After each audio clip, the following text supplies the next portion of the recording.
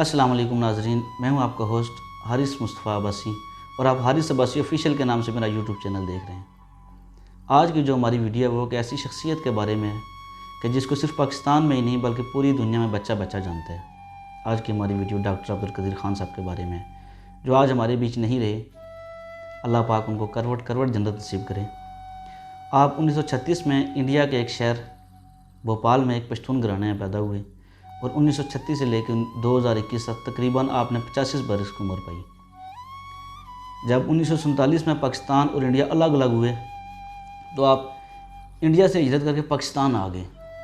कराची में आके आपने अपनी रिहाइश इख्तियार की और फिर कराची से आपने फ़िज़िक्स की डिग्री भी हासिल की। उसके बाद आप यूरोप चले गए, वहाँ पे आपने तकरीबन 15 बरस क़याम किया। 15 बरस क़याम करने के बाद आप पाकिस्तान लौटे।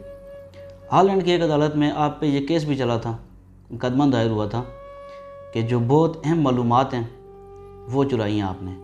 तो जब प्रोफेशनल्स ने इस केस का जायज़ा लिया तो फिर हॉलैंड की जो अदालत है, अदालत आलिया ने आपको बाइज्जत बरी करते हुए ये रिमार्क्स दिए कि जिन मालूमात को चुराने का आप पे इल्ज़ाम है वो तो आम किताबों में भी मौजूद हैं। जब डॉक्टर अब्दुल कदीर खान साहब दोबारा पाकिस्तान आए, ये तकरीबन 1970s का दौर था, 1976। भुट्टो साहब भी सरगर्म थे पाकिस्तान को नाकाबिल तस्खीर दफ़ा देने के लिए। जब भुट्टो साहब ने कहा था कि हम घास खा लेंगे लेकिन हमने एटम बम बनाना है। जब डॉक्टर साहब ने पाकिस्तान में कड़ी मेहनत करके अपने जो मिशन था उसको मुकम्मल किया, फिर आपने तकरीबन 1998 में नवाज शरीफ साहब को एक दरख्वास्त भेजी कि हमारा एटमी प्रोग्राम तकरीबन तैयार है, आप ऐसा करें कि हमें इजाज़त दें और हम अपने एटमी धमाके करके दुनिया को ये बता दें कि अब हम कमज़ोर नहीं रहे। दुनिया को और स्पेशली इंडिया को, जो हमारा पड़ोसी मुल्क था और ऑलरेडी इंडिया एक एटमी ताकत बन चुका था। 1998 में हमने कामयाब एटमी तजर्बे करके पाकिस्तान को दुनिया के 7 ताकतवर तरीन मुल्कों में शामिल कर दिया। यह एक ऐसी खबर थी कि पूरी दुनिया के मुसलमानों ने एक ही दिन ईद मनाई। फ़लस्तीन के छोटे छोटे बच्चे उन्होंने पत्थर उठाए और इसराइली टैंकों पर चढ़ दौड़े कि भाई अब हम एटमी ताकत बन चुके हैं, अब हमारे पास एटम है। यहाँ तक सारी बातें करने को भी बहुत मज़ा आता है और सारी बातें सुनने के लिए भी बहुत मज़ा आता है। फिर वक्त ने करवट बदली, फिर दौर आया वो जो जनरल मुशर्रफ साहब का था। जनरल मुशर्रफ साहब साहिब इक़्तिदार भी थे और साहिब इख्तियार भी थे। आपने डॉक्टर साहब पे इल्ज़ाम लगा दिया कि डॉक्टर साहब ने जो एटमी मालूमात हैं वो दूसरे मुल्कों को फ़राहम की हैं। उसके बाद फिर डॉक्टर साहब पे नज़रबंदी, सदमात, परेशानियाँ, मसाइब, क्या कुछ है जो नहीं आया। आज हम डॉक्टर साहब के नारे लगा रहे हैं, लेकिन क्या आप लोगों में से आप लोग ये जानते हैं कि जब आखिरी ईद थी उनकी, आखिरी ईदों में से डॉक्टर साहब के पास इतने पैसे नहीं थे कि वो बकरा ईद पे एक बकरा लेके कुर्बानी कर देते। हमने अपने मोहसिन के साथ ये हाल किया। खादिम हुसैन रिजवी साहब जब डॉक्टर अब्दुल कदीर खान साहब से मिलने गए, रिजवी साहब कहते हैं कि मैंने जब डॉक्टर साहब के हाथ चूमे, डॉक्टर साहब ने कहा मुझे तो कोई पूरा हाथ नहीं मिला था, आपने मेरे हाथ क्यों चूमे? जिस पर रिजवी साहब ने उन्हें कहा कि भाई रसूलुल्लाह की हदीस है कि जो तीर बनाएगा वो भी जन्नत में जाएगा, जो तीर चलाएगा वो भी जन्नत में जाएगा और जो तीर पकड़ाएगा वो भी जन्नत में जाएगा। तो जब तीर बनाने वाला जन्नत में जा सकता है तो मुसलमानों के लिए एटम बम बनाने वाला किस तरह से जन्नत में नहीं जा सकता? उसकी अज़मत का अंदाज़ा इसी बात से हम कर सकते हैं। बहरहाल डॉक्टर अब्दुल कदीर खान साहब के साथ बहुत ही बुरा हुआ है इस मुल्क में, और उससे भी ज़्यादा दिल इस चीज़ पे दुखता है कि जब हमारे मोहसिन हमारे दरमियान नहीं रहते फिर पाकिस्तानी कौम का रोना धोना, ड्रामेबाजियाँ शुरू हो जाती हैं, जबकि जब तक हमारे मोहसिन ज़िंदा होते हैं हम उन्हें पूछते ही नहीं हैं। डॉक्टर अब्दुल कदीर खान साहब तो चल बसे। एक दफ़ा एक इंटरव्यू में उनसे पूछा गया शायरी के बारे में, तो उन्होंने अपना एक शेर सुनाया है। आप जानते हैं वो शेर क्या है?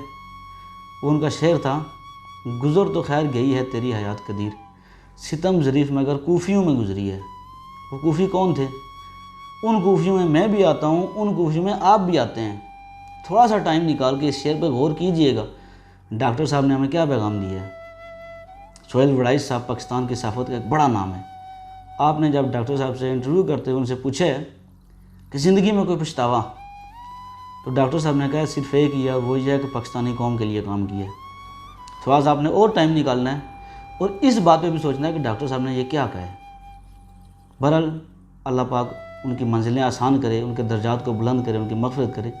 डॉक्टर साहब तो हमारे दरमियान मौजूद नहीं रहे, लेकिन डॉक्टर आफिया सिद्दीकी, इस नाम से भी आप वाकिफ़ होंगे। डॉक्टर आफिया सिद्दीकी अभी ज़िंदा है, और अमेरिका की कैद में मौजूद है।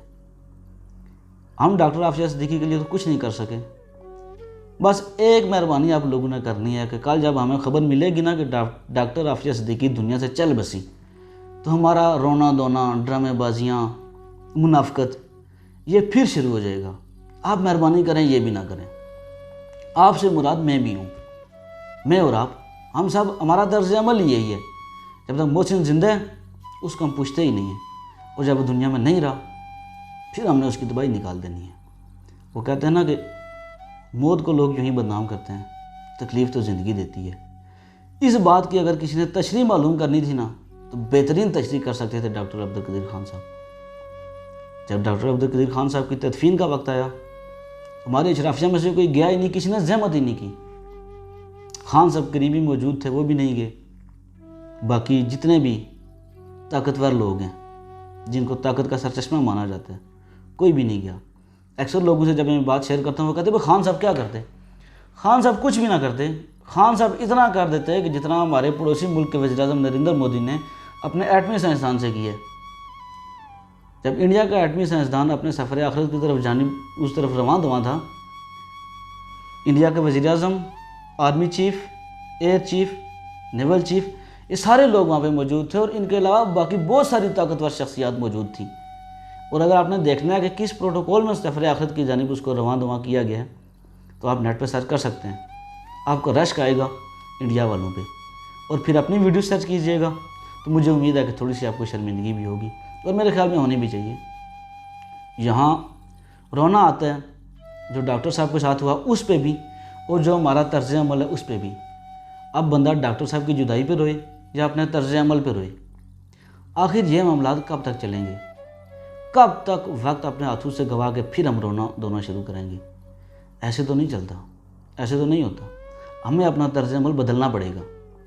मसला कहाँ पे आ रहा है? जहाँ तक मेरी नाकस अकल काम करती है, पाकिस्तान में आप अगर पाकिस्तानी ढूंढेंगे ना, तो इस 22-25 करोड़ की आबादी में आपको शायद 2-3 हज़ार पाकिस्तानी मिलें, वो भी बड़ी खस्ता हालत में होंगे।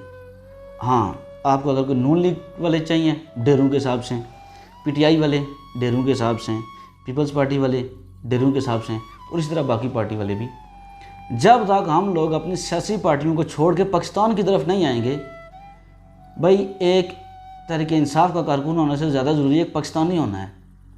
हम लोग अपनी पार्टीज़ की सही गलत सारी चीज़ों को डिफेंड करते रहते हैं।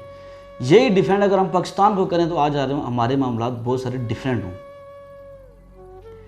तो आप लोगों से दरख्वास्त है कि पार्टियों को भलाई ताक रखें, फर्स्ट प्रायोरिटी पाकिस्तान को दें, और पाकिस्तान ये फर्स्ट प्रायोरिटी डिज़र्व भी करता है। इस तरह से हमारा मुनाफिकाना रवैया भी ख़त्म हो जाएगा। फिर हम ये भी नहीं कहेंगे कि हमारे लीडरान जो हैं इनको क्या करना चाहिए। हमारे सामने तमाम जो मामलात हैं वाज़े और बिल्कुल क्रिस्टल क्लियर हो जाएंगे, साफ़ शफाफ हो जाएंगे। तो अपने इन जज्बात को और अपने इस दर्द को बयान करने के लिए मैंने एक गज़ल भी लिखी है। ये डॉक्टर अब्दुल कदीर खान साहब के लिए नहीं है, ये हम पाकिस्तानियों के लिए है। तो आपको पेश करते हैं गज़ल, उम्मीद है आप लोगों को पसंद आएगी। ये है मेरा पाकिस्तान, यहाँ रहते हैं सब शेर जवान, दुनिया को उठा लेंगे सर पर, मोहसिन का बोझ ही भारी है। जो कहना है तुम कह डालो, किसने तुमको रोका है, सब कुछ कहना हक बात ना कहना, यही तो गद्दारी है। जो मरता है कोई भूख से तो मरने दो भाई तुमको क्या, यही अंदाज़ तो है अपना, हर सू तो चोर बाजारी है। जो गलती से कोई पूछ ही ले, दामन में क्या समेटा है, डरना मत तुम कह देना, बाऊ जी हैं कप्तान है जरदारी है। जो जिसके जी में आए वही तो उसने करना है, जंगल का कानून है हारिस, यहाँ पे मारा मारी है। उम्मीद है आप लोगों को हमारी वीडियो पसंद आई होगी। अगर आप हमारी इस तरह की मज़ीद वीडियोस देखना चाहते हैं तो हमारे चैनल को सब्सक्राइब करें, बेल आइकन के बटन को प्रेस करें, ताकि हमारी मज़ीद वीडियोस आप लोगों तक पहुंचती रहें। अपने होस्ट हारिस अब्बासी को अगली वीडियो तक के लिए इजाज़त दीजिए। अल्लाह हाफिज़।